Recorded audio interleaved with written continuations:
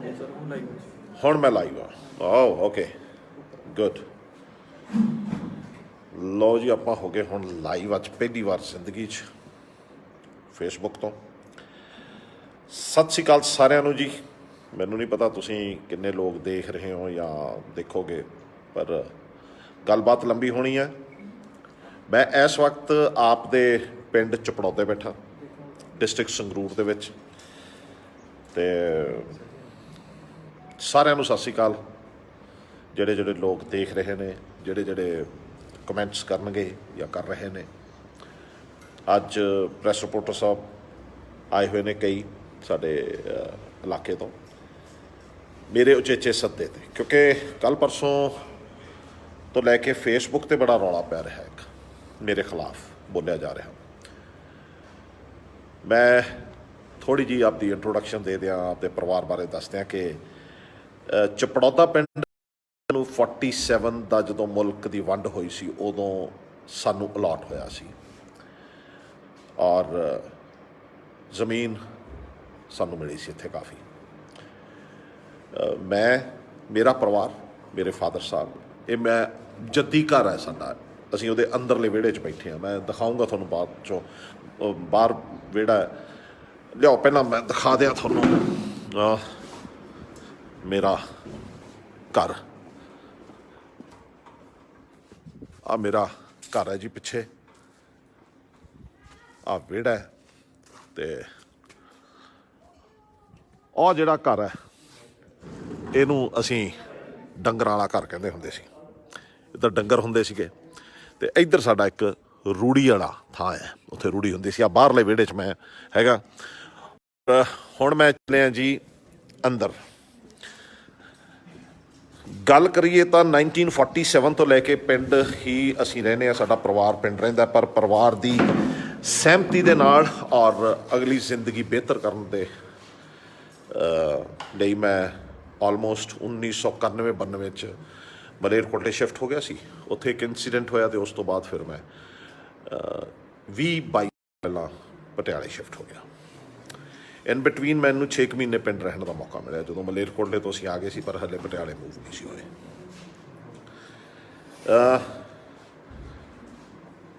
ਸਾਡਾ ਪਿੰਡ 30 ਕੁ ਘਰਾਂ ਦਾ ਨਿੱਕਾ ਜਿਹਾ ਪਿੰਡ ਹੈ। ਚਪੜੌਤਾ ਡਿਸਟ੍ਰਿਕਟ ਸੰਗਰੂਰ ਅਮਰਗੜ੍ਹ ਦੇ ਕੋਲੇ ਪੈਂਦਾ, ਅਤੇ ਅੱਜ ਵੀ 30-32 ਹੀ ਘਰ ਨੇ ਇਸ ਪਿੰਡ 'ਚ। ਇੱਕ ਕੋਈ ਪਰਿਵਾਰ ਚਲਿਆ ਜਾਂਦਾ ਤਾਂ ਦੂਸਰੇ ਪਰਿਵਾਰ ਦੇ 2 ਭਰਾ ਇੱਕ ਹੋਰ ਘਰ ਬਣਾ ਲੈਂਦੇ ਨੇ। ਇਸੇ ਤਰ੍ਹਾਂ ਹੀ ਚੱਲਦਾ ਰਿਹਾ। ਮੇਰੇ ਵੱਡੇ ਬ੍ਰਦਰ ਨੇ, ਉਹੀ ਖੇਤੀ ਸੰਭਾਲਦੇ ਨੇ ਮੇਰੀ, ਅਤੇ ਪੋਲਟਰੀ ਫਾਰਮ ਉਹਨਾਂ ਦਾ। ਮੈਂ 1983 ਦੇ ਵਿੱਚ ਜਦੋਂ ਗੱਭਰੂ ਜਿਹਾ ਹੋਇਆ, ਖੇਤੀਬਾੜੀ ਦੇ ਕੰਮ 'ਚ ਹੱਥ ਵਟਾਉਣ ਲੱਗਿਆ ਵੀਰ ਜੀ ਦਾ, ਪਾਪਾ ਜੀ ਹੋਰਾਂ ਦਾ, ਤਾਂ ਉਦੋਂ ਇੱਕ ਝਿੜੀ ਅਸੀਂ ਸਾਫ਼ ਕੀਤੀ। ਝਿੜੀ ਆਪ ਮੁਹਾਰੇ ਉੱਗੇ ਹੋਏ ਬੇਰਾਂ ਦੇ ਦਰਖਤ, ਪਲਾਹਾਂ ਦੇ ਦਰਖਤ, ਨਿੰਮਾਂ ਵੀ ਸੀ ਉਹਦੇ 'ਚ, ਕੁਛ ਡੇਕਾਂ ਸੀ ਟਿੱਬੇ ਦੇ ਉੱਤੇ, ਅਤੇ ਉਹਨੂੰ ਪੱਟ ਕੇ ਅਸੀਂ ਸਾਰੀ ਲੱਕੜ, ਮੈਨੂੰ ਯਾਦ ਆ ਕਿ ਕੁਛ ਡੰਗਰਾਂ ਵਾਲੇ ਘਰੇ ਅਤੇ ਕੁਛ ਰੂੜੀ ਵਾਲੇ ਥਾਂ 'ਤੇ ਪਾਪਾ ਜੀ ਨੇ ਰਖਵਾਤੀ। ਉਹਦਾ ਜਿੰਨਾ ਬਾਲਣ ਸੀ ਉਹ ਮੌਕੇ 'ਤੇ ਹੀ ਸਾਰੇ ਪਿੰਡ 'ਚ ਵੰਡ ਦਿੱਤਾ ਗਿਆ ਸੀ, ਹੋਕਾ ਦਿੱਤਾ ਗਿਆ ਸੀ, ਭਾਈ ਲੈ ਆਓ ਜਿਹਨੂੰ ਚਾਹੀਦਾ। ਅਤੇ ਲੱਕੜ ਸਾਨੂੰ 2 ਫੁੱਟ ਵੀ ਸਾਡੇ ਬਾਪੂ ਜੀ ਨੇ ਵੇਚਣ ਨਹੀਂ ਦਿੱਤੀ। ਕੱਲ੍ਹ ਵੀ ਮੈਂ ਆਇਆ ਸੀ ਪਿੰਡ, ਅਤੇ ਜਿਹੜੀ ਵੀਡੀਓ ਪਾਈ ਸੀ ਉਹ ਮੈਂ ਪਿੰਡ ਦੇ ਘਰੇ ਡਰਾਇੰਗ ਰੂਮ 'ਚੋਂ ਛੋਟੀ ਜਿਹੀ ਇੱਕ ਕਲਿੱਪ ਫੇਸਬੁੱਕ 'ਤੇ ਪਾਈ ਸੀ ਕਿ ਕੱਲ੍ਹ ਨੂੰ ਲਾਈਵ ਹੋ ਕੇ ਮੈਂ ਦੱਸੂਗਾ ਸਾਰਾ ਹਾਲ। ਕੱਲ੍ਹ 3 ਮਈ ਸੀ, ਅਤੇ ਮੇਰੇ ਮਦਰ ਦੀ ਡੈਥ ਹੋਇਆਂ ਨੂੰ ਪੂਰੇ 12 ਸਾਲ ਹੋਏ ਸੀ, ਤਾਂ ਉਸ ਕਰਕੇ ਮੈਂ ਬਾਪੂ ਜੀ ਨੂੰ ਮੱਥਾ ਟੇਕਣ ਆਇਆ ਸੀ। ਸਾਡੇ ਫਾਦਰ ਸਾਹਿਬ ਇੱਥੇ ਹੀ ਰਹਿੰਦੇ ਨੇ ਪਿੰਡ, ਇਸੇ ਘਰ 'ਚ, ਅਤੇ ਵੀਰ ਜੀ ਨੇ ਪੋਲਟਰੀ ਫਾਰਮ ਕਰਕੇ ਹੁਣ ਬਾਹਰ ਫਾਰਮ ਹਾਊਸ ਵੀ ਬਣਾ ਲਿਆ, ਇੱਥੇ ਵੀ ਹੁੰਦੇ ਨੇ, ਉਹ ਇੱਥੇ ਹੀ ਰਹਿੰਦੇ ਨੇ, ਖੇਤੀਬਾੜੀ ਕਰਦੇ ਨੇ। ਅਤੇ ਉਹ ਲੱਕੜ 'ਚੋਂ ਸਾਨੂੰ 2 ਫੁੱਟ ਵੀ ਕਿਸੇ ਨੂੰ ਵੇਚਣ ਨਹੀਂ ਦਿੱਤੀ। ਅਤੇ ਜਦੋਂ ਵੀ ਉਸ ਦਿਨ ਤੋਂ ਲੈ ਕੇ ਪਿਛਲੇ 4 ਸਾਲ ਪਹਿਲਾਂ ਲੱਕੜ ਖਤਮ ਹੋਈ ਹੈ, ਤਾਂ ਇਹਦੇ ਵਿੱਚ ਪਾਪਾ ਜੀ ਵੱਲੋਂ ਖੁੱਲ੍ਹਾ ਸੱਦਾ ਸੀ, ਕਿਸੇ ਵੀ ਘਰ ਦੇ ਵਿੱਚ ਲੰਗਰ, ਖੁਸ਼ੀ ਦਾ, ਗਮੀ ਦਾ ਕੋਈ ਚਾਹੀਦੀ ਹੈ ਤਾਂ ਲੱਕੜ ਇੱਥੋਂ ਲਿਜਾ ਸਕਦਾ। ਮੈਂ ਅੱਜ ਵੀ ਚਾਹੁੰਦਾ ਕਿ, ਸੋਚਦਾ, ਮੇਰੀ ਅਰਦਾਸ ਹੈ ਕੋਈ ਵੀ ਅਣਿਆਈ ਮੌਤ ਨਾ ਮਰੇ, ਪਰ ਜਿਹਨੇ ਜੰਮਿਆ ਉਹਨੇ ਮਰਨਾ ਹੈ, ਜੋ ਵੀ ਜੰਮਿਆ। ਸੋ ਪਰ ਜਿਹੜਾ ਵੀ ਸਾਡੇ ਪਿੰਡ 'ਚ ਮਰ ਗਿਆ, ਉਹਦੇ ਸੰਸਕਾਰ ਵਾਸਤੇ ਲੱਕੜ ਇੱਥੋਂ ਹੀ ਜਾਂਦੀ ਰਹੀ ਹੈ। ਦੂਸਰੀ ਗੱਲ, ਪਿੰਡ ਦੇ ਵਿੱਚ 1949 ਤੋਂ ਲੈ ਕੇ ਹੁਣ ਤੱਕ, ਕਿਉਂਕਿ 47 'ਚ ਸਾਨੂੰ ਜ਼ਮੀਨ ਕਿਤੇ ਹੋਰ ਪਿੰਡ 'ਚ ਮਿਲੀ ਸੀ, ਫਿਰ ਅਸੀਂ 49 'ਚ ਆ ਕੇ ਐਕਚੁਅਲੀ ਸੈਟਲ ਹੋ ਗਏ ਸੀ ਇਸ ਪਿੰਡ ਦੇ ਵਿੱਚ, ਘਰ ਬਣਾ ਲਿਆ ਸੀ। 49 ਤੋਂ ਲੈ ਕੇ ਹੁਣ ਤੱਕ ਸਾਡੇ ਪਿੰਡ 'ਚ ਬਹੁਤ ਖੁਸ਼ੀਆਂ, ਬਹੁਤ ਗਮੀਆਂ, ਬਹੁਤ ਮਾੜੀਆਂ ਹੋਈਆਂ ਹੋਣਗੀਆਂ ਪਰਿਵਾਰਾਂ 'ਚ। ਮੈਂ ਓਪਨ ਚੈਲੰਜ, ਰੱਬ ਤੋਂ ਡਰ ਕੇ, ਕਿਸੇ ਹੰਕਾਰ ਤੋਂ ਬਿਨਾਂ ਓਪਨ ਚੈਲੰਜ ਕਰਦਾ ਕਿ ਪਿੰਡ 'ਚ ਜੇ 1000 ਨਹੀਂ, 100 ਨਹੀਂ, 10 ਮਾੜੀਆਂ ਘਟਨਾਵਾਂ ਹੋਈਆਂ ਨੇ, ਕੋਈ ਕਿਸੇ ਪਰਿਵਾਰ ਦਾ ਕੋਈ ਐਕਸੀਡੈਂਟ ਹੋ ਗਿਆ, ਕੋਈ ਬੇਹੱਦ ਬਿਮਾਰ ਹੋ ਗਿਆ, ਕੋਈ ਮਰਗਤ ਹੋ ਗਈ, ਸਾਡੇ ਉਸ ਪਰਿਵਾਰ ਨਾਲ ਸੰਬੰਧ ਕਿੱਦਾਂ ਦੇ ਸੀ, ਸਾਡਾ ਉਸ ਪਰਿਵਾਰ ਨਾਲ ਪਿਆਰ ਕਿੰਨਾ ਕੁ ਸੀ, ਇਸ ਗੱਲ ਨੂੰ ਛਿੱਕੇ ਟੰਗੋ, ਦਫਾ ਕਰੋ, ਬੰਦ ਕਰੋ। ਪਰ ਸਾਡਾ ਪਰਿਵਾਰ ਉੱਥੇ ਜਾ ਕੇ ਨਹੀਂ ਖੜਿਆ। ਇੱਕ ਘਟਨਾ ਤਾਂ ਦੱਸੋ, ਇੱਕ ਘਟਨਾ, ਕੋਈ ਇੱਕ ਘਟਨਾ। ਮੈਂ ਚਪੜੌਦੇ ਪਿੰਡ 'ਚੋਂ ਜਿਹੜੇ ਆਪ ਦੀ ਤਰੱਕੀ ਕਰਨ ਵਾਸਤੇ ਬਾਹਰ ਚਲੇ ਗਏ ਨੇ ਉਹਨਾਂ ਨੂੰ ਵੀ ਕਹਿਣਾ, ਜਿਹੜੇ ਪਿੰਡ 'ਚ ਹੁਣ ਵੱਸਦੇ ਨੇ ਉਹਨਾਂ ਨੂੰ ਵੀ ਕਹਿਣਾ, ਮੇਰੇ ਪ੍ਰੈਸ ਰਿਪੋਰਟਰ ਸਾਹਿਬਾਨ ਬੈਠੇ ਨੇ ਉਹਨਾਂ ਨੂੰ ਵੀ ਕਹਿਣਾ ਕਿ ਪੁੱਛ ਲਓ, ਕਿਸੇ ਵੀ ਇੱਕ ਫੈਮਿਲੀ ਦੇ ਫੰਕਸ਼ਨ ਦੇ ਵਿੱਚ ਜਿੱਥੇ ਲੋੜ ਸੀ ਸਾਡੇ ਪਰਿਵਾਰ ਦੀ, ਸਾਡਾ ਪਰਿਵਾਰ ਜਾ ਕੇ ਮਦਦ ਲਈ ਖੜਿਆ ਨਹੀਂ ਜਾਂ ਹਾਂ ਦਾ ਨਾਰਾ ਮਾਰਿਆ ਨਹੀਂ। ਮੇਰੇ ਫਾਦਰ ਸਾਹਿਬ ਦੇ ਇੱਕ ਸਰਪਲਸ ਦਾ ਕੇਸ ਹੋਇਆ ਸੀ, ਜ਼ਮੀਨ ਜ਼ਿਆਦਾ ਸੀ, ਰੱਖ ਘੱਟ ਸਕਦੇ ਸੀ ਜਦੋਂ ਉਹ ਆਏ ਸੀ। ਅਦਰਵਾਈਜ਼ ਉਹ ਕੇਸ ਅਸੀਂ ਲੜਿਆ ਵੀ ਅਤੇ ਅਖੀਰ 'ਚ ਜਿੱਤਿਆ ਵੀ। ਅਦਰਵਾਈਜ਼ ਉਸ ਤੋਂ ਬਿਨਾਂ ਸਾਡੇ ਪਰਿਵਾਰ ਦੇ ਖਿਲਾਫ ਕਿਸੇ ਵੀ ਥਾਣੇ ਦੇ ਵਿੱਚ ਕੋਈ ਵੀ ਕੇਸ ਰਜਿਸਟਰਡ ਨਹੀਂ ਹੋਇਆ, ਕਿਸੇ ਵੀ ਧਾਰਾ ਦੇ ਤਹਿਤ, ਅਤੇ ਕੋਈ ਪਰਚਾ ਵਿਚਾਰ ਅਧੀਨ ਜਿਵੇਂ ਕਹਿ ਦਿੰਦੇ ਨੇ ਕੋਈ ਐਪਲੀਕੇਸ਼ਨ ਹੋਵੇ ਉਹ ਵੀ ਨਹੀਂ ਹੈ। ਬਿਲਕੁਲ ਵੀ ਅੱਜ ਤੱਕ ਅਸੀਂ ਕਦੇ ਥਾਣਿਆਂ ਕਚਹਿਰੀਆਂ ਦੇ ਚੱਕਰਾਂ 'ਚ ਨਹੀਂ ਪਏ, ਰੱਬ ਪਾਵੇ ਬਣਾ।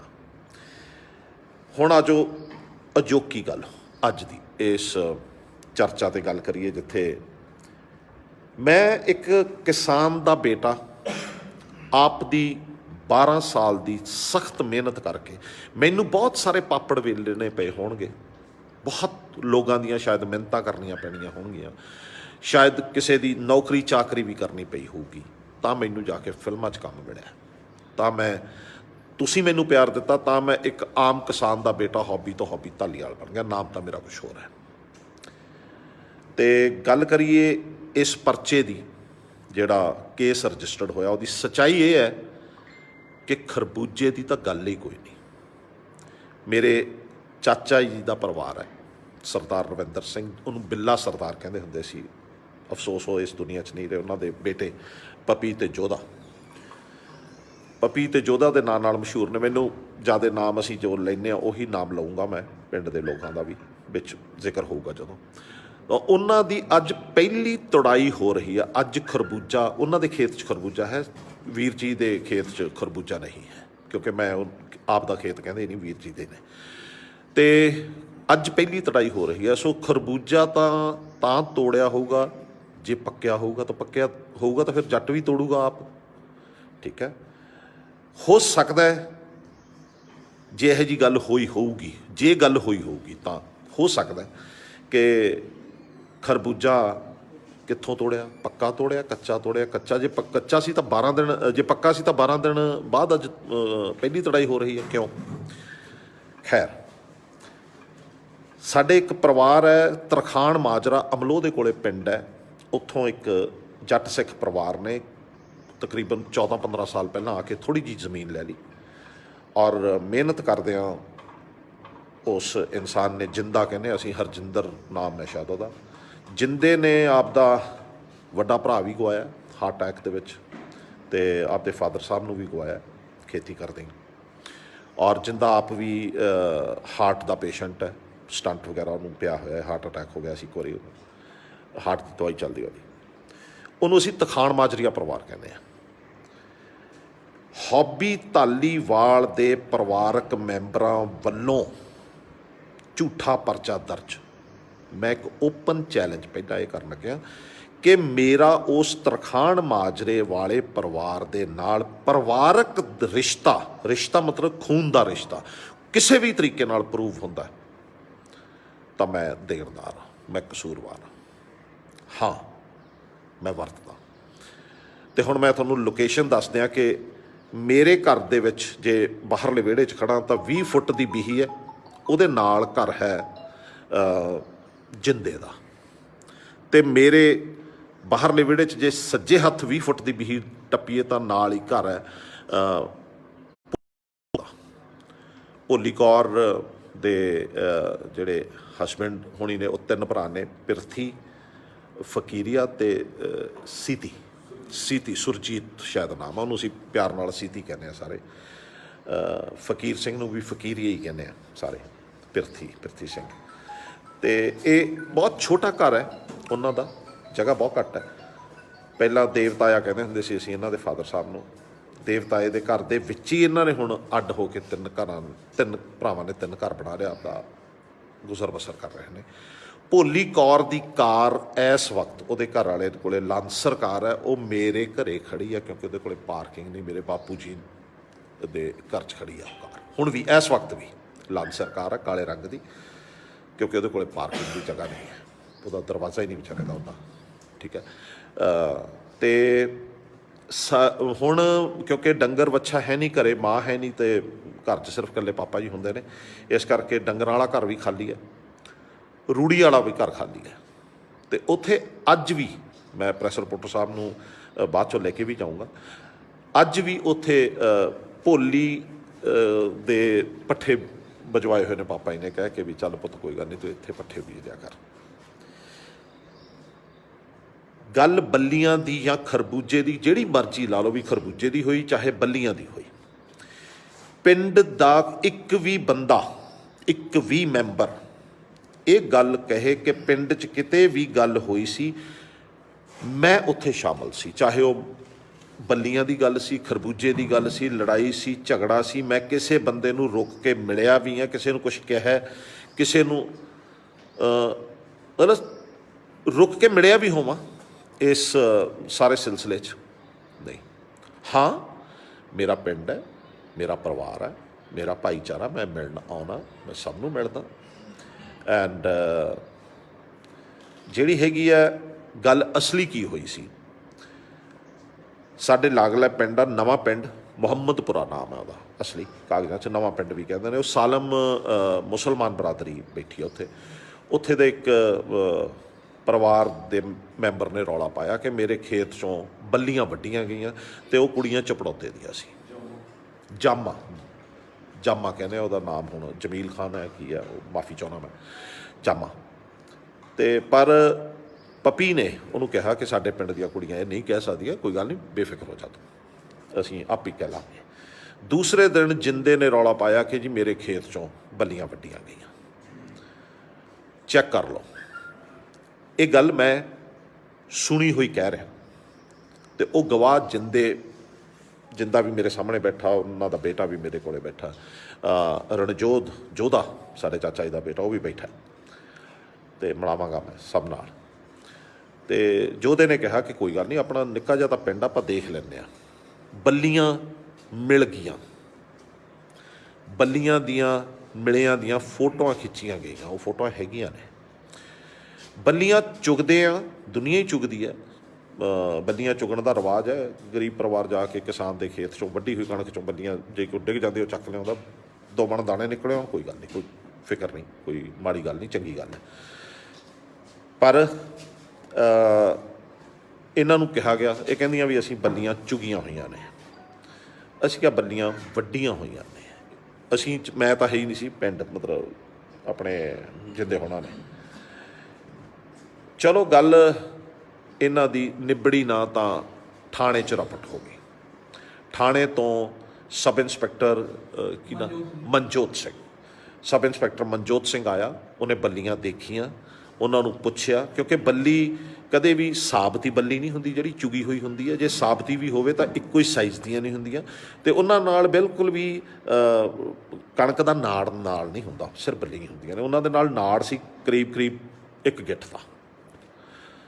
ਅਤੇ ਸਬੂਤ ਲਿਆਓ ਜੀ, ਪਿੰਡ ਕਹਿੰਦੇ ਨੇ ਵੀ ਪਿੰਡ ਇਕੱਠਾ ਹੋਇਆ, ਸਬੂਤ ਲਿਆਓ ਜੀ ਕਿ ਤੁਸੀਂ ਵੀਡੀਓ ਦਿਖਾਓ ਜੀ, ਇਹ ਬੱਲੀਆਂ ਤੁਹਾਡੇ ਖੇਤ 'ਚੋਂ ਵੱਢੀਆਂ ਨੇ। ਉਹ ਭਰਾਵੋ ਇਹਨਾਂ ਕੋਲੇ ਜ਼ਮੀਨ ਨਹੀਂ ਗੀ, ਇਸ ਕਰਕੇ ਬੱਲੀਆਂ ਤੁਸੀਂ ਮਨਜੋਤ ਦੇ ਕਹਿਣ ਮੁਤਾਬਕ ਕਿ ਜੀ ਇਹ ਨਹੀਂ ਨਿਬੜਨਾ, ਤੁਸੀਂ ਥਾਣੇ ਆਓ, ਥਾਣੇ ਆ ਕੇ ਤੁਸੀਂ ਮਿਲੋ, ਫਿਰ ਆਪਾਂ ਗੱਲ ਕਰਦੇ ਹਾਂ। ਸਵੇਰੇ ਜਿੰਦਾ ਚਲਾ ਗਿਆ, ਦੂਜੀ ਪਾਰਟੀ ਨਹੀਂ ਗਈ। ਅਗਲੇ ਦਿਨ ਦੀ ਇੰਤਜ਼ਾਰ ਦੇ ਵਿੱਚ ਕਿ ਜੀ ਕੱਲ੍ਹ ਨੂੰ ਮੈਂ ਆਊਂਗਾ, ਉਹ ਆਇਆ ਮਨਜੋਤ ਸਿੰਘ ਦੁਬਾਰਾ, ਅਤੇ ਜਿੰਦੇ ਨੂੰ ਕਹਿੰਦਾ ਵੀ ਮੈਂ ਕੁਛ ਆਇਆ ਸੀ ਇਨਕੁਆਇਰੀ ਕਰਨ, ਅਤੇ ਲਿਖ ਕੇ ਮੈਂ ਕੁਛ ਚਲਾ ਗਿਆ ਵਾਪਸ। ਦੇਖਦੇ ਹਾਂ ਰਾਤ ਨੂੰ ਬੱਲੀਆਂ ਨਿਕਲ ਗਈਆਂ, ਔਰ ਜਿੰਦੇ ਦੇ ਖੇਤ 'ਚ ਥਰੈਸ਼ਰ ਲਾ ਕੇ ਉਹ ਬੱਲੀਆਂ ਕੱਢੀਆਂ ਗਈਆਂ। ਥਰੈਸ਼ਰ ਕਿਹਦਾ ਸੀ, ਟਰੈਕਟਰ ਕਿਹਦਾ ਸੀ, ਉੱਥੇ ਲੇਬਰ ਕੌਣ ਸੀ, ਮੂੰਹ ਬੰਨੇ ਹੋਏ ਸੀ, ਇਸ ਕਰਕੇ ਅਣਪਛਾਤੇ ਕੁਛ ਬੰਦਿਆਂ ਦੀ ਸਿਆਣ ਨਹੀਂ ਆਈ। ਹੁਣ ਵੀਡੀਓ ਬਣਾਵਾਂਗੇ ਰਾਤ ਨੂੰ, ਨਹੀਂ ਐਸਾ ਸੋਚਿਆ ਹੀ ਨਹੀਂ ਸੀ ਕਿ ਪਿੰਡ 'ਚ ਕਦੇ ਇਹੋ ਜਿਹੀ ਗੱਲ ਹੋ ਜੂਗੀ। ਇਸ ਕਰਕੇ ਸੱਚੀ ਮੁੱਚੀ ਇੱਕ ਛੋਟੀ ਜਿਹੀ ਗੱਲ ਸੀਗੀ, ਕੋਈ ਗੱਲ ਨਹੀਂ, ਕਿਉਂਕਿ ਸਾਡੇ ਆਪ ਦੇ ਹੀ ਨੇ, ਬਹੁਤ ਪਿਆਰ ਨਾਲ ਰਹੇ ਹਾਂ ਅਸੀਂ ਪਿੰਡ, ਕਦੇ ਲੜਾਈ ਝਗੜਾ ਨਹੀਂ ਹੋਇਆ। ਚਲੋ ਇਲੈਕਸ਼ਨ ਹੁੰਦੀ ਰਹਿੰਦੀ ਆ, ਕੋਈ ਕਿਸੇ ਨੇ ਕਿਹਨੂੰ ਵੋਟ ਪਾਉਣੀ ਆ, ਉਹ ਤੁਹਾਡੀ ਆਪ ਦਾ ਅਧਿਕਾਰ ਆ, ਮੌਲਿਕ, ਜਿਹਨੂੰ ਮਰਜ਼ੀ ਪਾਵੋ, ਦੱਸ ਕੇ ਪਾ ਦਿਓ ਚਾਹੇ ਲੁੱਕ ਕੇ ਪਾ ਦਿਓ, ਪਰ ਵੋਟ ਪਾਉਣ ਦਾ ਹੱਕ ਹੈ, ਤੁਹਾਡਾ ਅਧਿਕਾਰ ਹੈ। ਤਾਂ ਪਰਚਾ ਦਰਜ ਹੋ ਗਿਆ। ਪਰਚਾ ਖਰਬੂਜੇ ਦਾ ਕਿਉਂ ਸੀ ਅਤੇ ਬੱਲੀਆਂ ਦਾ ਕਿਉਂ ਹੋ ਗਿਆ, ਇਹ SHO ਸਾਹਿਬ ਦੱਸ ਸਕਦੇ ਨੇ। ਕਿਹਦਾ ਨਾਮ ਕਿਵੇਂ ਕਿਵੇਂ ਪਾਇਆ, ਇਹ SHO ਸਾਹਿਬ ਦੱਸ ਸਕਦੇ ਨੇ, ਜਾਂ ਤੁਸੀਂ ਉਹ ਸਬ ਇੰਸਪੈਕਟਰ ਮਨਜੋਤ ਸਿੰਘ ਦੱਸ ਸਕਦਾ, ਉਹ IO ਹੈ, ਇਨਵੈਸਟੀਗੇਸ਼ਨ ਆਫੀਸਰ ਹੈ ਸਾਡੇ ਇਸ ਕੇਸ ਦਾ। ਅਤੇ ਮੈਂ ਜਦੋਂ ਤੱਕ ਇਹ ਪਰਚਾ ਦਰਜ ਨਹੀਂ ਹੁੰਦਾ ਉਦੋਂ ਤੱਕ ਮੈਂ ਥਾਣੇ ਕੈਮਰਾਸ ਲੱਗੇ ਹੋਏ ਨੇ, ਕਿਤੇ ਵੀ ਗਿਆ ਥਾਣੇ 'ਚ ਤਾਂ ਮੈਂ ਦੇਣ ਦਾ ਨਾ, ਹਾਂ ਮੇਰੇ ਕੋਲ ਪਰਮਿਟ ਹੈ, ਮੈਂ ਪਰਮਿਟ ਲਿਆ ਹੋਇਆ, ਮੈਂ ਲਾਕਡਾਊਨ 'ਚ ਇਕੱਲਾ ਜਾ ਆ ਸਕਦਾ ਸੀ, ਅਤੇ ਲੀਗਲੀ ਆਪ ਦੀ ਕਾਰ ਜਿਹੜੀ ਮੇਰੇ ਨਾਮ 'ਤੇ ਹੈ ਉਹਦੇ 'ਚ ਮੈਂ ਟਰੈਵਲ ਕੀਤਾ। ਪਿੰਡ ਮੈਂ 2-3 ਗੇੜੇ ਮਾਰੇ ਨੇ ਲਾਕਡਾਊਨ 'ਚ। ਤਾਂ ਮੈਨੂੰ SHO ਸਾਹਿਬ ਦਾ ਫੋਨ ਆਉਂਦਾ ਕਿ ਹੌਬੀ ਜੀ ਤੁਸੀਂ ਪਿੰਡ ਆਏ ਸੀ? ਮੈਂ ਕਿਹਾ ਯਾਰ ਹਾਂ ਮੈਂ ਕੱਲ੍ਹ ਆਇਆ ਸੀ, ਕੱਲ੍ਹ ਨੂੰ ਆ ਸਕਦੇ ਹੋ? ਮੈਂ ਜ਼ਰੂਰ, ਦੱਸੋ ਕੀ ਗੱਲ। ਕਹਿੰਦਾ ਜੀ ਸਾਡੇ ਇੱਕ ਮੁਹਿੰਮ ਚਲਾਈ ਆ। ਹਾਂ ਮੈਂ ਵੀ ਹਰਜੀਤ ਸਿੰਘ ਹਾਂ, ਜਿਹੜਾ ਪੁਲਿਸ ਸਬ ਇੰਸਪੈਕਟਰ ਹੁਣ ਰਿਟਾਇਰ ਹੋ ਗਏ ਨੇ, ਜਿਨ੍ਹਾਂ ਦਾ ਹੱਥ ਵੱਢਿਆ ਗਿਆ ਸੀ ਪਟਿਆਲੇ, ਉਹਨਾਂ ਨੂੰ ਮਾਣ ਦਿਵਸ ਮਨਾਇਆ ਸੀ ਇਹਨਾਂ ਨੇ। ਮੈਂ ਕਿਹਾ ਜੀ ਮੈਂ ਜ਼ਰੂਰ ਆਊਂਗਾ, ਹੁਕਮ ਦਿਓ, ਐਜ਼ ਸੈਲੀਬ੍ਰਿਟੀ ਤੁਸੀਂ ਸਾਡੇ ਕੋਲ ਆ ਜਾਓ ਤਾਂ ਸਾਨੂੰ ਚੰਗਾ ਲੱਗੂਗਾ। ਉਹ ਸ਼ੋਰ ਮੈਂ ਆਊਂਗਾ। ਮੈਂ ਗਿਆ ਸਵੇਰੇ, SHO ਸਾਹਿਬ ਨੇ ਉੱਥੇ ਪੁਲਿਸ ਮੁਲਾਜ਼ਮ ਬੁਲਾਏ, ਫਿਰ ਅਸੀਂ ਉਸ ਭਰਾ ਨੂੰ ਯਾਦ ਕੀਤਾ, ਪ੍ਰੈਸ ਰਿਪੋਰਟਰਸ ਵੀ ਸੀ, ਫਿਰ ਅਸੀਂ ਬਾਹਰ ਆ ਕੇ ਮਾਸਕ ਵੰਡੇ, ਲੋਕਾਂ ਨੂੰ ਜਾਗਰੂਕ ਕਰਨ ਦੀ ਕੋਸ਼ਿਸ਼ ਕੀਤੀ, ਅਤੇ ਫਿਰ ਅਸੀਂ ਸਾਰੀ ਪੁਲਿਸ ਮੁਲਾਜ਼ਮ ਜਿੰਨੇ ਵੀ ਸੀਗੇ ਉਹਨਾਂ ਨਾਲ ਬੈਠ ਕੇ ਲੰਚ ਕੀਤਾ, ਅਤੇ ਮੈਸ ਦੇ ਵਿੱਚ ਜੋ ਵੀ ਥਾਣੇ 'ਚ ਬਣਿਆ ਸੀ, ਕੋਈ ਉਚੇਚੀ ਚੀਜ਼ ਨਹੀਂ ਸੀ ਬਣਾਈ ਗਈ, ਅਤੇ ਪ੍ਰੈਸ ਰਿਪੋਰਟਰ ਵੀ ਸੀਗੇ ਉੱਥੇ, ਚਲੇ ਵੀ ਗਏ ਸੀ ਕੁਛ, ਇੱਕ ਨੇ ਰੋਟੀ ਵੀ ਖਾਧੀ। ਉਸ ਤੋਂ ਬਾਅਦ ਮੈਂ ਆਪਦੇ ਪਿੰਡ ਆ ਗਿਆ, ਅਤੇ ਨਾ ਤਾਂ ਮੈਂ ਥਾਣੇ ਗਿਆ ਜਿੰਨਾ ਚਿਰ ਮੇਰਾ ਪਰਚਾ ਦਰਜ ਹੋ ਰਿਹਾ, ਨਾ ਮੈਂ ਪਿੰਡ 'ਚ ਕਿਸੇ ਬੰਦੇ ਨੂੰ ਮਿਲ ਰਿਹਾ, ਨਾ ਮੈਂ ਪਿੰਡ 'ਚ ਕਿਸੇ ਇਕੱਠ 'ਚ ਆ ਰਿਹਾ, ਅਤੇ ਨਾ ਮੈਂ ਕਿਸੇ ਨੂੰ ਪ੍ਰੈਸ਼ਰਾਈਜ਼ ਕੀਤਾ। ਮੈਨੂੰ ਇੱਕ ਪਿੰਡ ਦਾ ਮਸਲਾ ਹੈ ਕਿਸੇ ਦਾ, ਮੇਰੇ ਘਰ ਦੇ ਖੱਬੇ ਬੰਨੇ ਜਿੰਦੇ ਦਾ ਘਰ ਹੈ, ਸੱਜੇ ਬੰਨੇ ਭੋਲੀ ਦਾ ਘਰ ਹੈ। ਜਿੰਨਾ ਪਿਆਰਾ ਮੈਨੂੰ ਜਿੰਦਾ ਹੈ, ਉਨਾ ਪਿਆਰਾ ਮੈਨੂੰ ਪਿਰਥੀ ਹੋਣਾ ਦਾ ਪਰਿਵਾਰ ਹੈ। ਸੱਚ, ਲਾਕਡਾਊਨ ਦੇ ਵਿੱਚ ਪਿੰਡ ਅਡਾਪਟ ਕਰਨ ਦੀ ਇੱਕ ਖਿੱਲੀ ਉਡਾਈ ਗਈ ਹੈ। ਯੈਸ, ਮੈਂ ਵੀਡੀਓ ਪਾਇਆ ਸੀ, ਔਰ ਮੈਂ ਆਪਦੇ ਭਤੀਜੇ ਨੂੰ SDM ਮਲੇਰਕੋਟਲਾ ਕੋਲ ਭੇਜਿਆ, ਅਪੁਆਇੰਟਮੈਂਟ ਲੈ ਕੇ ਭੇਜਿਆ ਕਿ ਜੀ ਸਾਡੇ ਇੱਕ ਪਰਮਿਟ ਦੇ ਦਿਓ, ਕਿਉਂਕਿ ਸਾਡੇ ਪਿੰਡ ਕੋਈ ਸਰਕਾਰੀ ਬੱਸ ਟੈਂਪੂ ਨਹੀਂ, ਕੋਈ ਵੀ ਬੱਸ ਜਾਂ ਟੈਂਪੂ ਸਾਡੇ ਪਿੰਡ ਨਹੀਂ ਆਉਂਦਾ, ਅੱਜ ਵੀ ਨਹੀਂ ਆਉਂਦਾ। ਕੋਈ ਮਿੰਨੀ ਬੱਸ ਨਿਕਲਦੀ ਹੋਵੇ, ਨਹੀਂ, ਕੋਈ ਨਹੀਂ ਨਿਕਲਦੀ ਸਾਡੇ ਪਿੰਡੋਂ, ਕਿ ਇੱਕ ਸਾਨੂੰ ਪਰਮਿਟ ਦੇ ਦਿਓ। ਉਹ ਪਰਮਿਟ ਅੱਜ ਵੀ ਇੱਕ ਸਾਡੇ ਪਿੰਡ 'ਚ ਮੁੰਡਾ, ਕੀ ਉਹਦਾ ਨਾਂ, ਕਿੰਦੂ ਕਿੰਦੂ ਕਿੰਦੂ ਕਹਿੰਦੇ ਅਸੀਂ ਉਹਨੂੰ। ਕਿੰਦੂ ਕੋਲੇ ਆਪਦੀ ਇੱਕ ਜੀਪ ਟਾਈਪ ਗੱਡੀ ਹੈ, ਉਹਦਾ ਪਰਮਿਟ ਲੈ ਕੇ ਦਿੱਤਾ ਕਿ ਕਿੰਦੂ ਪਿੰਡ 'ਚ ਅੱਧੀ ਰਾਤ ਵੀ ਕਿਸੇ ਨੂੰ ਲੋੜ ਪੈ ਜਾਵੇ, ਸ਼ੇਰਾ ਤੂੰ ਜਾਣਾ ਲੈ ਕੇ, ਤੇ ਇਹਦਾ ਜਿੰਨਾ ਵੀ ਖਰਚ ਹੋਊਗਾ ਤੇਰੀ ਕਾਰ ਦਾ ਉਹ ਵੀਰ ਜੀ ਦੇਣਗੇ। ਠੀਕ ਹੈ ਜੀ। ਪਿੰਡੋਂ ਮੈਨੂੰ ਪਿਰਥੀ ਸਿੰਘ ਦਾ ਬੇਟਾ, ਨਿਕਨੇਮ ਧੰਨੂ ਆ, ਉਹਨੂੰ ਧੰਨੂ ਕਹਿੰਦੇ ਅਸੀਂ, ਮੈਨੂੰ ਧੰਨੂ ਦਾ ਫੋਨ ਗਿਆ ਕਿ ਚਾਚਾ ਜੀ ਤੁਸੀਂ ਪਾਤਾ, ਪਿਰਥੀ ਮੇਰੇ ਤੋਂ ਵੱਡਾ, ਚਾਚਾ ਜੀ ਤੁਸੀਂ ਉਹ ਪਾਤੀ ਵੀਡੀਓ ਰਾਸ਼ਨ ਦੇਣ ਦੀ, ਅਤੇ ਸਾਨੂੰ ਤਾਂ ਹੁਣ ਜਿਹੜਾ ਸਾਡਾ ਆਪਣਾ ਖੱਚਰ ਰੇੜੇ 'ਤੇ ਵੇਚਣ ਆਉਂਦਾ ਸੀਗਾ ਉਹ ਵੀ ਕਹਿੰਦਾ ਵੀ ਤੁਹਾਨੂੰ ਤਾਂ ਰਾਸ਼ਨ ਮਿਲ ਜਾਣਾ, ਮੇਰਾ ਕਿਹੜਾ ਵਿਕਣਾ, ਮੈਂ ਕਿਉਂ ਆਵਾਂ। ਅਤੇ ਮੈਂ ਕਿਹਾ ਕੋਈ ਗੱਲ ਨਹੀਂ ਪੁੱਤ, ਮੈਂ ਆ ਰਿਹਾ, ਜਮਾਂ ਹੀ ਫਿਕਰ ਨਾ ਕਰ। ਅਤੇ ਮੈਂ ਆਇਆ, ਰਾਸ਼ਨ ਲਿਆਂਦਾ, ਰਾਸ਼ਨ ਲਿਆ ਕੇ ਪਿੰਡੋਂ ਵੀਰ ਜੀ ਤੋਂ ਮੈਂ ਆਂਡਿਆਂ ਦੀ ਟਰੇ ਮੰਗਾਈ, ਪੋਲਟਰੀ ਫਾਰਮ ਹੈ, ਆਲੂਆਂ ਨੂੰ ਕਿਹਾ। ਉਸ ਦਿਨ ਮੀਂਹ ਪੈਂਦਾ ਸੀਗਾ, ਕਿਣਮਿਣ ਕਾਣੀ ਹੋ ਰਹੀ ਸੀਗੀ, ਅਤੇ ਮੇਰੇ ਅੱਧੀ ਬਾਂਹ ਦੀ ਜੈਕਟ ਵੀ ਪਾਈ ਹੋਈ ਸੀ ਉਸ ਦਿਨ। ਐਸੇ ਥਾਂ 'ਤੇ ਜਿੱਥੇ ਮੈਂ ਹੁਣ ਬੈਠਾ, ਇਸੇ ਥਾਂ 'ਤੇ ਇੱਕ ਤਖਤ ਪੋਸ਼ 'ਤੇ ਲਾ ਕੇ ਰੱਖਤਾ। ਉਹ 'ਚ ਚੌਲ ਸੀਗੇ, ਆਟਾ ਸੀ, ਨੂਣ ਮਿਰਚ ਹਲਦੀ ਮਸਾਲਾ, ਤੇਲ, ਗੱਠੇ, ਆਲੂ, ਆਂਡੇ, ਹੋਰ ਸਮਾਨ ਜੋ ਵੀ ਸੀ। ਸਾਰੇ ਪਿੰਡ 'ਚ ਹੋਕਾ ਦਿੱਤਾ ਕਿ ਆ ਜਾਓ ਭਾਈ ਰਾਸ਼ਨ ਲੈ ਜਾਓ, ਆ ਜਾਓ। ਉਹਦੇ 'ਚ ਇੱਕ ਵੀਡੀਓ ਹੈ ਪਾਈ ਹੋਈ ਹੈਪੀ ਨਾਂ ਦੇ ਮੁੰਡੇ ਦੀ, ਸਾਡੇ ਪਿੰਡ ਦਾ ਮੁੰਡਾ ਹੈਪੀ। ਉਹਦੇ ਵੀਰਾ ਕੀ ਲੱਗਦਾ ਉਹਨਾਂ ਦਾ, ਤਾਇਆ, ਹੈਪੀ ਦੇ ਤਾਇਆ ਜੀ ਦੀ ਨੂੰਹ ਵੀ ਰਾਸ਼ਨ ਲੈ ਕੇ ਗਈ। ਅਤੇ ਕਈ ਪਰਿਵਾਰ ਸੀਗੇ ਵੀ ਅਸੀਂ ਵੀਰ ਜੀ ਆਂਡਾ ਨਹੀਂ ਖਾਂਦੇ, ਠੀਕ ਆ ਭਾਈ, ਮੈਨੂੰ ਜੀ ਸਰੋਂ ਦੀ ਬੋਤਲ ਇੱਕ ਹੋਰ ਦੇ ਦਿਓ, ਲੈ ਜਾਓ ਭਾਈ। ਮੈਂ ਜੀ ਆਹ ਨਹੀਂ ਲੈ ਕੇ ਜਾਣਾ, ਮੈਨੂੰ ਆਹ ਦੇ ਦਿਓ, ਲੈ ਗਏ। ਉਸ ਤੋਂ ਬਾਅਦ ਥੋੜ੍ਹੀ ਜਿਹੀ ਆ ਜਾਓ ਜੀ, ਆ ਜਾਓ, ਆ ਜਾਓ, ਆ ਜਾਓ, ਆ ਜਾਓ, ਆ ਜਾਓ। ਉਸ ਤੋਂ ਬਾਅਦ ਰਾਸ਼ਨ ਵੰਡਿਆ ਗਿਆ ਸਾਰਾ, ਅਤੇ ਰਾਸ਼ਨ ਕਾਫੀ ਬਚ ਗਿਆ, ਜਿੰਨਾ ਦੇਣਾ ਸੀ ਵੰਡਿਆ ਗਿਆ। ਉਹ ਸਾਡੇ ਹਿਸਾਬ ਨਾਲ 15 ਤੋਂ 20 ਦਿਨ ਦਾ ਸੀਗਾ ਉਹ ਰਾਸ਼ਨ ਜਿਹੜਾ ਦਿੱਤਾ ਸੀ। ਜਿਹੜਾ ਕੋਈ ਵੱਧ ਘੱਟ ਲੈ ਗਿਆ, ਵੱਧ ਘੱਟ ਲੈ ਗਿਆ, ਕੋਈ ਗੱਲ ਨਹੀਂ। ਉਸ ਤੋਂ ਬਾਅਦ ਕੀ ਹੋਇਆ ਕਿ ਬਹੁਤ ਬਚ ਗਿਆ। ਮੈਨੂੰ ਧੰਨੂ ਨੇ ਦੱਸਿਆ ਕਿ ਉਹਦੀ ਸਿਸਟਰ ਦੇ ਨਾਲ ਕੋਈ ਮਿਸ ਹੈਪਨਿੰਗ ਹੋ ਗਈ, ਅਤੇ ਉਹਦੇ ਬੱਚੇ ਵੀ ਮੇਰੇ ਕੋਲ ਨੇ। ਮੈਂ ਧੰਨੂ ਨੂੰ ਸਪੈਸ਼ਲ ਪੁੱਛਿਆ ਵੀ ਧੰਨੂ ਤੇਰੇ ਕੋਲ ਰਾਸ਼ਨ ਕਿਉਂ ਨਹੀਂ ਸੀ ਯਾਰ 1-2 ਦਿਨ ਦਾ ਵੀ?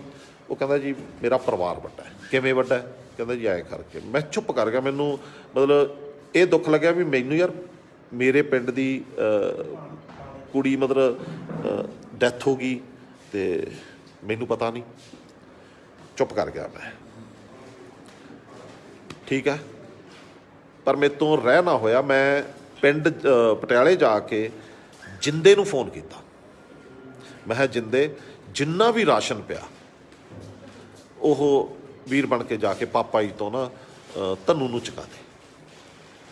ਉਹ ਕਹਿੰਦਾ ਜੀ ਕੀ ਗੱਲ? ਮੈਂ ਕਿਹਾ ਯਾਰ ਮੈਨੂੰ ਪਤਾ ਹੀ ਨਹੀਂ ਸੀ। ਉਹਦੇ 3-4 ਬੱਚੇ ਹੋਰ ਲਈ ਬੈਠਾ ਉਹ ਆਪਦੀ ਸਿਸਟਰ ਦੇ, ਅਤੇ ਕਹਿੰਦਾ ਹਾਂਜੀ ਉਹਦਾ ਪਰਿਵਾਰ ਵੱਡਾ ਹੈ। ਚਲੋ ਫਿਰ ਮੈਂ ਵੀਰ ਜੀ ਨਾਲ ਵੀ ਗੱਲ ਕੀਤੀ। ਵੀਰ ਜੀ ਕਹਿੰਦੇ ਯੈਸ ਉਹਦੀ ਪੋਜੀਸ਼ਨ ਥੋੜ੍ਹੀ ਜਿਹੀ ਟਾਈਟ ਹੈ। ਮੈਂ ਕਿਹਾ ਕੰਮ ਕੀ ਕਰਦਾ? ਉਹ ਕਹਿੰਦਾ ਜੀ ਮੈਂ ਮੇਲਿਆਂ 'ਚ ਫੜੀ ਲਾ ਕੇ ਪੈਸੇ ਕਮਾਉਣਾ। ਮੇਰੇ ਬਾਪੂ ਜੀ ਨਾਲ ਹੀ ਹੁੰਦੇ ਨੇ ਪਿਰਥੀ, ਮਤਲਬ 2 ਫੜੀਆਂ ਲਾ ਲਈਦੀਆਂ ਨੇ ਇੱਕ ਮੇਲੇ 'ਚ। ਆਏ ਰੋਜ਼ ਦੀ ਰੋਜ਼ ਮੇਲੇ ਕਿਤੇ ਨਾ ਕਿਤੇ ਲੱਗਦੇ ਰਹਿੰਦੇ ਨੇ। ਚਲੋ ਰੋਜ਼ੀ ਰੋਟੀ ਆ, ਅਗਲਾ ਕਮਾ ਰਿਹਾ, ਅੱਛੀ ਗੱਲ ਹੈ, ਤਰੱਕੀ ਕਰੇ। ਬਾਕੀ ਪਿੰਡ 'ਚ ਜਦੋਂ ਵੀ ਕੋਈ ਮਿਸ ਹੈਪਨਿੰਗ, ਚਾਹੇ ਉਹ ਸਾਡੀ ਫੌਜਨ ਭਾਬੀ ਸੀ, ਚਾਹੇ ਜਿਹੜੇ ਹੁਣ ਨਾਭੇ ਚਲੇ ਗਏ ਨੇ, ਉਹਨੂੰ ਇੱਕ ਵਾਰੀ CMC ਲੈ ਕੇ ਗਏ ਸੀ। ਹੁਣੀ ਲੇਟੈਸਟ ਸਾਡੇ ਪਿੰਡ ਦਾ ਇੱਕ ਮੁੰਡਾ ਮਕੈਨਿਕ ਆ, ਉਹਦੀਆਂ ਕੀ ਨਾ ਬਾਲਾ ਉਹਦੀਆਂ ਬਾਹਾਂ ਟੁੱਟ ਗਈਆਂ ਵਿਚਾਰੇ ਦੀਆਂ ਦੋਨੇ। ਅਤੇ ਮੇਰੇ ਫਾਦਰ ਸਾਹਿਬ ਉਹਨੂੰ ਚੱਕ ਕੇ PGI ਤੱਕ ਫਿਰਦੇ ਰਹੇ ਨੇ। ਸਾਰਾ ਖਰਚ ਪਾਪਾ ਜੀ ਨੇ ਕੀਤਾ। ਕਿੰਨਾ ਖਰਚ ਹੋਇਆ ਮੈਨੂੰ ਨਹੀਂ ਪਤਾ। ਪਾਪਾ ਜੀ ਨੇ ਉਹਨੂੰ ਕੀ ਦਿੱਤਾ, ਕੀ ਲਿਆ, ਅਸੀਂ ਨਹੀਂ ਦੱਸਿਆ, ਨਾ ਪੁੱਛਿਆ। ਅਤੇ ਪਰ ਠੀਕ ਹੈ, ਉਹਨਾਂ ਨੂੰ ਇਹਦੇ 'ਚ ਹੁਣ ਵੀ ਪਾਪਾ ਜੀ ਸਾਡੇ 86-87 ਸਾਲ ਦੇ ਨੇ, ਪਰ ਕਾਇਮ ਨੇ, ਸਿਹਤ ਪੱਖੋਂ ਨਿੱਕਾ ਜਿਹਾ ਪਿੰਡ ਹੈ, ਇੱਕ ਮੇਨ ਬੀਹੀ ਹੈ, ਜ਼ਮੀਨ ਸਾਡੀ ਦੂਜੇ ਪਾਸੇ ਪਿੰਡ ਦੇ ਪੈਂਦੀ ਹੈ, ਸੋ ਪਿੰਡ ਕ੍ਰਾਸ ਕਰਨਾ ਪੈਂਦਾ। ਸੋ ਪਾਪਾ ਜੀ ਸਵੇਰੇ ਸੈਰ ਕਰਕੇ ਜਦੋਂ ਵਾਪਸ ਆਉਂਦੇ ਨੇ, ਸਾਰੇ ਪਿੰਡ ਦੇ ਜਵਾਕ ਬਾਬਾ ਜੀ ਵਾਹਿਗੁਰੂ, ਬਾਬਾ ਜੀ ਵਾਹਿਗੁਰੂ ਕਰਦੇ ਨੇ। ਫਿਰ ਉਹ ਵੀ ਨਾਲ ਹੱਸਦੇ ਨਾਲ ਹੀ ਲਿਆਉਂਦੇ ਨੇ, ਅਤੇ ਨਾਲ ਲਿਆ ਕੇ ਉਹਨਾਂ ਨੂੰ ਫਿਰ ਮੇਤੋਂ ਜੋ ਪਾਪਾ ਜੀ ਮੰਗਦੇ ਹੁੰਦੇ ਨੇ ਕਿ ਯਾਰ ਪਟਿਆਲੇ ਜਦੋਂ ਆਇਆ ਇੱਕ ਟੌਫੀਆਂ ਲੈ ਕੇ ਆਈ, ਔਰੇਂਜ ਦੀਆਂ ਟੌਫੀਆਂ ਨੇ, ਔਰੇਂਜ ਫਲੇਵਰ ਦੀਆਂ ਜਿਹੜੀਆਂ, ਅਤੇ ਇੱਕ ਨਮਕੀਨ ਪਕੌੜੀਆਂ ਨੇ ਸਪੈਸ਼ਲ, ਉਹ ਫਿਰ ਮੁੱਠੀ ਨਮਕੀਨ ਦੀ ਅਤੇ 2-3 ਟੌਫੀਆਂ। ਜੋ ਆ ਕਿੱਥੇ ਹੁਣ ਵੀ ਲੋਕਡਾਊਨ ਦੇ ਵਿੱਚ ਵੀ ਬਾਹਰਲੇ ਵਿਹੜੇ 'ਚ ਸਾਰਿਆਂ ਨੂੰ ਬੁਲਾ ਕੇ ਤੁਸੀਂ ਦੂਰ ਦੂਰ ਬੈਠ ਕੇ ਖੇਡੋ ਪੁੱਤੇ, ਬਿਮਾਰੀ ਆਏ ਐਜੂਕੇਟ, ਜਿੰਨਾ ਇੱਕ ਉਹਨਾਂ ਦੀ ਉਮਰ ਹੈ ਅਤੇ ਜਿੰਨਾ ਕੁ ਬੱਚਿਆਂ ਨੂੰ ਸਕਦੇ ਸੀ ਉਹਨਾਂ ਨੇ ਹੈਲਪ ਕਰਨ ਦੀ ਕੋਸ਼ਿਸ਼ ਕੀਤੀ। ਚਲੋ ਸੈਨੇਟਾਈਜ਼ ਪਿੰਡ ਜਿੰਦੇ ਦੇ ਬੇਟੇ ਨੇ ਹੀ ਕੀਤਾ ਸੀ, ਹੈ ਨਾ, ਸਪਰੇਅ ਕੀਤੀ ਸੀ ਇਹਨੇ। ਬਾਕੀ ਮੇਰਾ ਇਨਕਮ ਟੈਕਸ ਬਾਰੇ ਗੱਲ ਬੋਲੀ ਗਈ ਹੈ ਕਿ ਮੈਂ ਟੈਕਸ ਨਾ ਲੁਕਾਉਂਦਾ ਹੋਵਾਂ। ਤੁਸੀਂ ਪਟਿਆਲੇ ਮੇਰੇ ਇਨਕਮ ਟੈਕਸ ਫਾਈਲ ਹੁੰਦੀ ਹੈ। ਮੇਰੀ ਵਾਈਫ ਦਾ ਬਿਜ਼ਨਸ ਅਲੱਗ ਹੈ, ਮੇਰੇ ਬੇਟੇ ਦਾ ਬਿਜ਼ਨਸ ਅਲੱਗ ਹੈ, ਮੇਰਾ ਬਿਜ਼ਨਸ ਅਲੱਗ ਹੈ, ਅਤੇ ਮੈਂ ਆਪ ਦੇ ਖੇਤੀਬਾੜੀ ਦੀ ਕਮਾਈ ਕਦੇ ਵੀ ਇਨਕਮ ਟੈਕਸ ਤੋਂ ਵਾਂਝੀ ਹੁੰਦੀ ਹੈ, ਬੱਚਤ ਹੁੰਦੀ ਹੈ। ਅਤੇ ਉਹ CA ਸਾਹਿਬ ਮੈਨੂੰ, ਮੈਂ ਕਹਿਣਾ ਹੁੰਦਾ ਕਿ ਜਿੰਨਾ ਮੇਰਾ ਟੈਕਸ ਬਣਦਾ ਉਹਨਾਂ ਪੇ ਕਰਾਓ, ਅਤੇ ਉਹ ਤੁਸੀਂ ਚੈੱਕ ਕਰ ਸਕਦੇ ਹੋ ਕਿਸੇ ਵੀ ਦਿਨ, ਨੋ ਇਸ਼ੂਜ਼। ਜੀ ਆਇਆਂ ਨੂੰ ਮੈਨੂੰ ਦੱਸ ਕੇ ਆਓਗੇ ਤਾਂ ਮੈਂ ਤੁਹਾਡੀ ਹੈਲਪ ਕਰ ਦੂੰਗਾ, ਤਾਂ ਕਿ ਤੁਹਾਨੂੰ ਲੱਭਣਾ ਨਾ ਪਵੇ। ਮੈਂ ਤੁਹਾਨੂੰ ਸਿੱਧਾ ਦੱਸ ਦੂੰ, ਆਹ CA ਆ, ਆਹ ਇਨਕਮ ਟੈਕਸ ਆਫਿਸ ਆ, ਆਹ ਮੇਰਾ ਨਾਮ ਹੈ, ਆਹ ਮੇਰਾ ਪੈਨ ਨੰਬਰ ਹੈ, ਤੁਸੀਂ ਡਿਟੇਲਸ ਕਢਾ ਸਕਦੇ ਹੋ। ਕਿਸੇ ਵੀ ਤਰ੍ਹਾਂ ਦੀ, ਕਿਸੇ ਵੀ ਥਾਣੇ 'ਚੋਂ, ਕਿਸੇ ਵੀ ਤਰੀਕੇ ਨਾਲ ਕੋਈ ਵੀ ਚੀਜ਼ ਚਾਹੀਦੀ ਹੋਈ ਮੈਨੂੰ ਤੁਸੀਂ ਦੱਸੋ, ਮੈਂ ਤੁਹਾਨੂੰ ਮਦਦ ਕਰੂੰਗਾ ਉਹਦੇ 'ਚ ਲੱਭਣ 'ਚ, ਤਾਂ ਕਿ ਤੁਹਾਡਾ ਟਾਈਮ ਐਨਰਜੀ ਵੇਸਟ ਨਾ ਹੋਵੇ। ਮੇਰਾ ਪਿੰਡ ਹੈ, ਮੇਰਾ ਭਾਈਚਾਰਾ ਹੈ, ਮੇਰੀ ਕੋਈ ਇਨਵੋਲਵਮੈਂਟ ਨਹੀਂ ਸੀ, ਮੇਰੇ ਸਿਰ 'ਤੇ ਕੋਈ ਤਲਵਾਰ ਨਹੀਂ ਲਟਕਦੀ, ਮੈਨੂੰ ਕੋਈ ਡਰ ਨਹੀਂ, ਮੈਨੂੰ ਕੋਈ ਬੰਦਿਸ਼ ਨਹੀਂ, ਮੈਂ ਕਿਤੇ ਵੀ ਕੋਈ ਇਹੋ ਜਿਹਾ ਸਟੈਪ ਨਹੀਂ ਚੱਕੂੰਗਾ ਜਿਹਦੇ ਨਾਲ ਮੇਰੀ ਛਵੀ ਖਰਾਬ ਹੋਵੇ। ਪਰ ਜਵਾਬ ਸੀ ਜਿਹੜਾ ਫੇਸਬੁੱਕ 'ਤੇ ਸਿਰਫ ਮੈਨੂੰ ਨਾਮ ਨਾ ਹੋਗੇ ਕਿਆ ਬਦਨਾਮ ਨਾ ਹੋਗਾ, ਬਦਨਾਮ ਹੋ ਗਏ ਕਿਆ ਨਾਮ ਨਾ ਹੋਗਾ, ਕੁਛ ਐਸਾ ਸੀ। ਮੈਨੂੰ ਹੁਣ ਇਹ ਨਹੀਂ ਸਮਝ ਆ ਰਿਹਾ ਵੀ ਫੇਸਬੁੱਕ ਦੀ ਜਿੰਨੀ ਟਰੈਂਡ ਸੈਟਿੰਗ ਸੀ ਪਿਛਲੇ 2-3 ਦਿਨ ਤੋਂ, ਮੇਰੇ ਖਿਲਾਫ ਜਿਹੜੇ ਕਮੈਂਟਸ ਪੈ ਰਹੇ ਸੀ ਮੇਰੀ ਫੋਟੋ ਦੇ ਉੱਤੇ ਲਿਖ ਕੇ, ਚਵਲ ਬੰਦਾ, ਇਹ ਬੰਦਾ ਚਵਲ ਹੈ, ਇਹ ਬੰਦਾ ਇਹ ਹੈ, ਘਟੀਆ ਹੈ, ਪਾਇਆ ਗਿਆ। ਯਾਰ ਹੁਣ ਮੈਨੂੰ ਇਹ ਨਹੀਂ ਸਮਝ ਆ ਰਹੀ ਕਿ ਮੈਂ ਸਿੱਖਿਆ ਕੀ ਲਵਾਂ ਇਸ ਤੋਂ, ਮੈਂ ਫਿਊਚਰ 'ਚ ਕੀ ਕਰਾਂ, ਮੈਨੂੰ ਸਮਝ ਨਹੀਂ ਆ ਰਹੀ। ਤੁਸੀਂ ਜ਼ਰੂਰ ਕਮੈਂਟ ਕਰਕੇ ਦੱਸਿਓ ਮੈਨੂੰ ਅੱਗੇ ਤੋਂ ਕੀ ਕਰਨਾ ਚਾਹੀਦਾ। ਜੇ ਮੇਰੇ ਪਰਿਵਾਰ ਨੇ ਹੁਣ ਤੱਕ ਪਿੰਡ 'ਚ ਪਿਆਰ ਵੰਡਿਆ, ਪਿਆਰ ਨਾਲ ਰਹੇ ਆ, ਕਦੇ ਵੀ ਇਹ ਨਹੀਂ, ਹੁਣ ਨਹੀਂ, ਕਦੇ ਵੀ। ਮੇਰੀ ਉਮਰ ਆਲਮੋਸਟ 54 ਸਾਲ ਦੀ ਹੋ ਗਈ ਹੈ, ਆਲਮੋਸਟ ਤਾਂ ਲਫ਼ਜ਼ ਵਰਤਿਆ ਕਿ ਬਾਹਲੀਆਂ ਗਿਣਤੀਆਂ ਮਿਣਤੀਆਂ 'ਚ ਮੈਂ ਪੈਂਦਾ ਨਹੀਂ। ਮੇਰਾ ਨੰਬਰ ਵੀ ਇੱਕੋ ਹੀ ਆ, ਅਤੇ ਸਪਾਈਸ ਜਦੋਂ ਆਇਆ ਸੀ ਉਦੋਂ ਨੰਬਰ ਲਿਆ ਸੀ ਮੈਂ 9814019519, ਇਹ ਨੰਬਰ ਹੈ ਮੇਰਾ, ਸਾਰੀ ਦੁਨੀਆ 'ਚ ਚੱਲਦਾ, ਕਦੇ ਬੰਦ ਨਹੀਂ ਹੁੰਦਾ, ਇਹ ਮੈਂ ਹੀ ਚੱਕਦਾ, ਔਰ ਮੇਰੇ ਕੋਲ ਹੋਰ ਕੋਈ ਨੰਬਰ ਨਹੀਂ ਹੈ, ਨਾ ਮੈਂ ਬਦਲਿਆ ਨਾ ਮੈਂ ਬੰਦ ਕਰਦਾ। ਹਾਂ ਕਿਤੇ ਇਹੋ ਜਿਹੀ ਥਾਂ 'ਤੇ ਹੋਵਾਂ ਜਿੱਥੇ ਚੱਲਦਾ ਨਹੀਂ, ਫਿਰ ਉੱਥੇ ਬੰਦ ਕਰਨਾ ਪੈ ਜਾਂਦਾ। ਜੇ ਮੈਂ ਫੋਨ ਨਾ ਵੀ ਚੱਕਾਂ ਤਾਂ ਮੈਂ ਕਾਲ ਬੈਕ ਕਰ ਲੈਂਦਾ ਹੁੰਦਾ, ਘਬਰਾਇਓ ਨਾ। ਅਤੇ ਤੁਸੀਂ ਮੈਨੂੰ ਕਿਸੇ ਵੀ ਵੇਲੇ ਕੰਟੈਕਟ ਕਰਕੇ ਕੁਛ ਵੀ ਪੁੱਛ ਸਕਦੇ ਹੋ, ਠੀਕ ਹੈ। ਅਤੇ ਸ਼ਾਮ ਨੂੰ ਮੈਂ ਫੋਨ ਥੋੜ੍ਹਾ ਜਿਹਾ ਘੱਟ ਚੱਕਦਾ ਹੁੰਦਾ, ਉਹ ਮੇਰਾ ਆਪ ਦਾ ਸਮਾਂ ਹੁੰਦਾ, ਮੇਰੇ ਪਰਿਵਾਰ ਦਾ ਸਮਾਂ ਹੁੰਦਾ। ਪਿੰਡ 'ਚ ਰਾਸ਼ਨ ਵੰਡਣ ਦੀ ਜਿਹੜੀ ਗੱਲ ਸੀ, ਉਹ ਬਾਈ ਗਿੱਪੀ ਗਰੇਵਾਲ ਮੇਰਾ ਵੀਰ ਆ, ਛੋਟਾ ਮੇਰੇ ਬੱਚਿਆਂ ਵਰਗਾ ਭਰਾ ਆ, ਦੋਸਤ ਹੈ। ਮੇਰੀ ਫਿਲਮ ਇੰਡਸਟਰੀ ਦੀ ਛਵੀ ਨੂੰ ਸਾਂਭਣ 'ਚ ਗਿੱਪੀ ਗਰੇਵਾਲ ਦਾ ਬਹੁਤ ਵੱਡਾ ਹੱਥ ਹੈ। ਜੇ ਮੈਂ ਹੌਬੀ ਧਾਲੀਵਾਲ ਤੁਹਾਡੇ ਪਿਆਰ ਕਰਕੇ ਬਣਿਆ ਤਾਂ ਤੁਹਾਡੇ ਤੱਕ ਮੈਨੂੰ ਪਹੁੰਚਾਉਣ ਵਾਲਾ ਗਿੱਪੀ ਗਰੇਵਾਲ ਹੈ, ਕਾਫੀ ਹੱਦ ਤੱਕ। ਬਾਕੀ ਉਹ ਬਾਬੇ ਨਾਨਕ ਦੀ ਕਿਰਪਾ, ਉਹਨੇ ਲਿਖਿਆ ਹੋਇਆ ਸੀਗਾ ਕਿ ਚਪੜੌਦੇ ਪਿੰਡ ਤੋਂ ਉੱਠ ਕੇ ਤੂੰ ਫਿਲਮਾਂ 'ਚ ਜਾਣਾ, ਮੈਂ ਉਹਦੀ ਕਿਰਪਾ ਸਦਕਾ ਹੀ ਗਿਆ। ਮੈਂ ਕਿਸੇ ਵੀ ਧਰਮ, ਕਿਸੇ ਵੀ ਜਾਤ, ਉਮਰ, ਧਰਮ ਦੇ ਖਿਲਾਫ ਨਹੀਂ ਹਾਂ। ਮੇਰੇ ਮਾਂ ਪਿਓ ਜੱਟ ਸਿੱਖ ਪਰਿਵਾਰ 'ਚ ਸੀ, ਮੈਂ